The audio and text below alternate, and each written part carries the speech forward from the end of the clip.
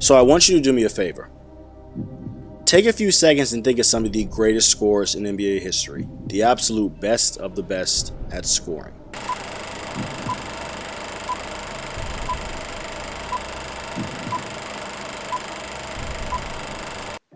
While you were thinking, I'm probably sure you came up with the usual list of names. Guys like James Harden, Kobe Bryant, Kevin Durant, Carmelo Anthony, Tracy McGrady, LeBron James, Michael Jordan, and Allen Iverson. And if you're a more seasoned viewer or just appreciate NBA history, you probably also thought of names like George Gervin, Bernard King, Dominique Wilkins, and Wilt Chamberlain. But what if I was to tell you there was a player who could score just as well, if not even better, than some of the guys I just named? How, Sway? And I know for a fact that you didn't think about him. A player who could fill up the stat sheet with points and do it on robotic-like efficiency better than any player that I listed earlier. Your first response is probably going to be, well, if he's that good, why didn't I think about him? And that's a fair response. But see, sometimes in sports, there are talented players who fall victim to time, and both their abilities and accomplishments get forgotten. And unfortunately, this same thing happened to the player that I'm alluding to. Because in all the basketball conversations that I'm either a part of or I listen to, nobody brings his brother's name up. Wow! And that player that I'm alluding to is none other than Adrian Dantley. But before we get more into talking about Adrian Dantley, please be sure to go ahead and hit that like button right down below. Takes about 1 second to do and makes a really big difference for the channel and for me, because I appreciate that. And also be sure to subscribe, because subscription goes a very long way to helping me with this channel, and I value every single person who subscribes. So go ahead and hit the like button, subscribe, comment down below at the end of the video what your thoughts are. And without further ado, Adrian Dantley. Now yes, Adrian Dantley is a Hall of Famer, so it's not like the entire basketball world didn't recognize him for anything. But where I say he doesn't get enough recognition is when people have conversations of who the greatest scorers of all time are, who the greatest players of all time are, or even as recent as last year, what players made the NBA top 75 list and which players didn't. And the lack of recognition for those three things happened because enough people don't talk about Adrian Dantley. Players become immortalized not just based on what they accomplish on the court, but also in large part on how people talk about them. The ever-present art of human storytelling lives in sports and builds up legends. And the reason I believe people don't spend enough time talking about Adrian is because they don't really know who he is. So in this video, we're not only going to talk about Adrian Dantley, but hopefully by the end, you'll either learn or have a greater appreciation and respect for how great of a player he was. Nicknamed the Teacher for his ability to school defenders, Adrian was the 6th overall pick by the Buffalo Braves in the 1976 NBA draft.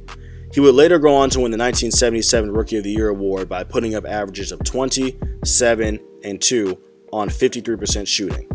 But then in an unprecedented move, the Braves traded Dantley right after that season to the Indiana Pacers for shooting guard Billy Knight, who they believed at the time would give them more scoring, or at least more than what Adrian was capable of. And looking back, I know for a fact they were kicking themselves with this trade, and you're about to see why in a little bit. Now, when Adrian got to Indiana, he played really well. Put up averages of 26, 9, and 3 with 2 steals on 50% shooting. But, yet again, and this time only after 23 games, he was traded to the Los Angeles Lakers as the Pacers decided they wanted to go in a different direction roster-wise. So now on his 3rd team, in 2 years, Adrian was an LA Laker and playing next to guys like Kareem Abdul-Jabbar, Norm Nixon, and Jamal Wilkes. Now that season, Adrian played in 56 games and put up averages of 19, 7, and 3 on 52% shooting. And then the following season, one in which Adrian battled injuries, he put up averages of 17, 6, and 2 on 51% shooting. And those are respectable numbers, but not anything that would have you question why he didn't make the top 75 team or how he's one of the greatest scorers of all time. So as you can probably imagine, Adrian had been with the Lakers for 2 years, and given his track record, that's 2 years too long.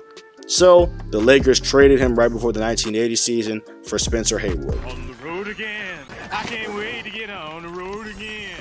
The Lakers traded Adrian to the struggling Utah Jazz, a team that only won 26 games this season before he got there.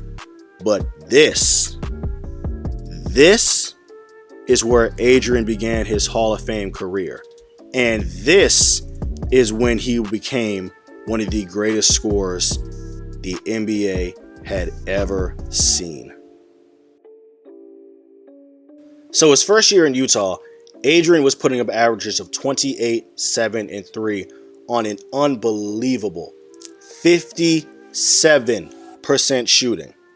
A 6'5" forward was scoring 28 points a game on 57% shooting. And he was doing that on only 18 shots a game. And honestly, this would be his quote-unquote worst year that he had compared to what he was going to do for the next 4 seasons.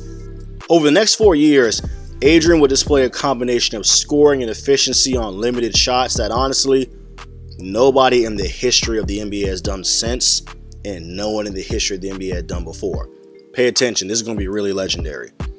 From 1981 until 1984, Adrian Dantley would average 30 points per game on 56% shooting, all while only putting up 19 shots a game. And look, I've been putting real emphasis on the amount of shots taken because of how astounding it is that Adrian was able to score that number of points on so few shots. See, in the history of the NBA, there have been a total of 32 different players to average 30 points or more in a season. Of those 32, only 5 have done it on 20 shots per game. Only 3 have done it on 19 shots per game. And Adrian is the only player in history to do it on 18 shots per game. And the man did it twice. Now, there are detractors who are going to try to immediately point to free throws and say, oh, well, he got most of his points at the free throw line. Well, through league history, the average number of free throws for every player who scored 30 points or more is roughly 10.06 per game. And guess how many Adrian took? 10.7. So it's not like he was taking more free throws than the normal player who scored 30. He was just better. He just did it on alien-like efficiency. The man was like an assassin with every single shot he took.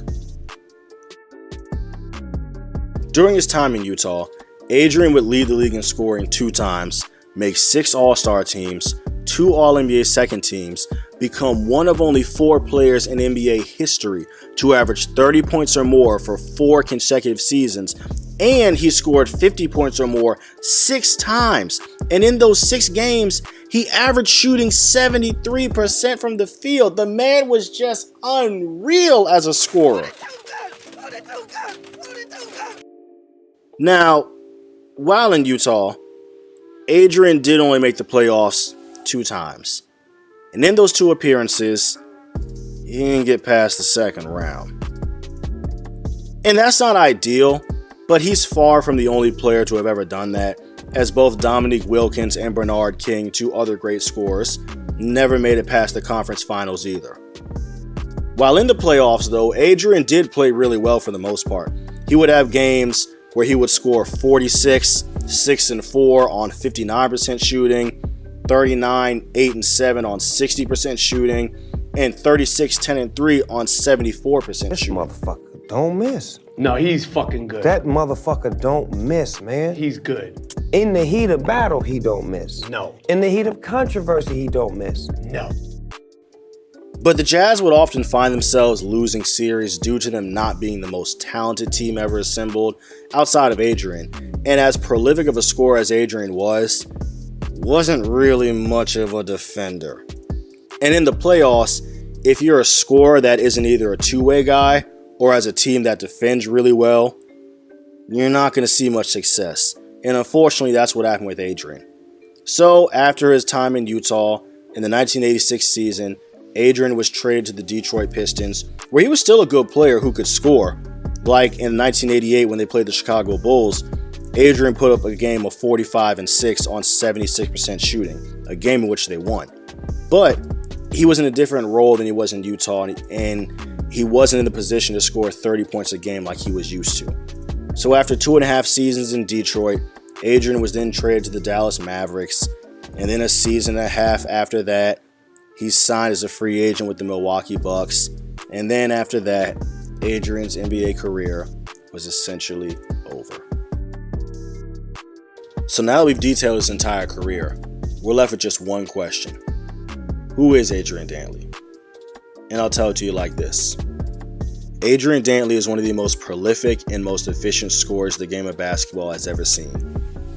Using his ability to score in the post, in isolation, from the mid-range, and in transition, he could torch defenders from every single spot on the court on a nightly basis.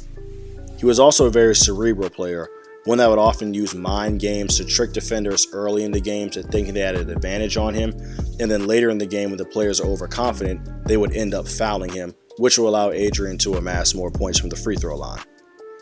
He was also a very quiet man. He didn't say a whole lot, but he let his play do the talking for him, and that was his version of leadership. He was a scorer, and like a true assassin, Adrian could and would eliminate an opponent on the fewest amount of shots possible. So whenever you think of the greatest scorers of all time, always remember to think of Adrian Dantley.